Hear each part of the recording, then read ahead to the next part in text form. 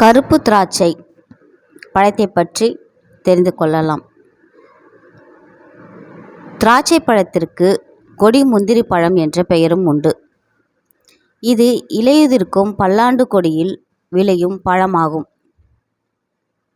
திராட்சை விட்டிஸ் பேரினத்தைச் சேர்ந்ததாகும்.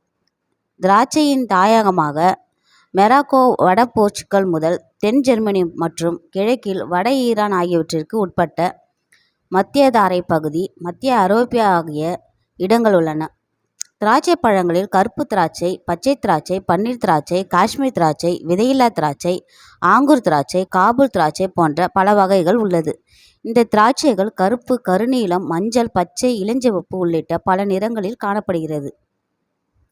ஊட்டச்சத்து: vitamin B1, vitamin B2, vitamin B3, vitamin B6, vitamin B12, vitamin 3, vitamin C, இரும்புச்சத்து, phosphorus, vitamin D, சர்க்கரை சத்து, மாவுச்சத்து, ஆன்டிஆக்சிடென்ட்ஸ்.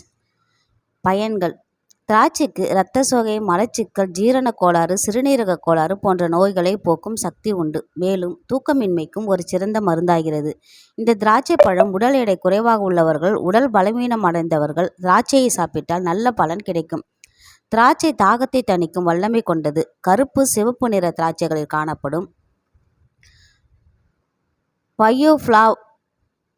பயோஃப்ளாவனாய்ட்ஸ் உடலில் உள்ள நச்சுப் பொருட்களை வெளியேற்றவும் உடலை புற்றுநோயிலிருந்து பாதுகாக்கவும் உதவுகிறது. சிவப்பு நிற திராட்சை பழரசம் இதயத்திற்கு மிகவும் நல்லது. கருப்பு திராட்சை சருமம் மற்றும் கூந்தலுக்கு சிறந்ததாக கருதப்படுகிறது. பழத்தின் பருவம் அக்டோபர், ஜனவரி.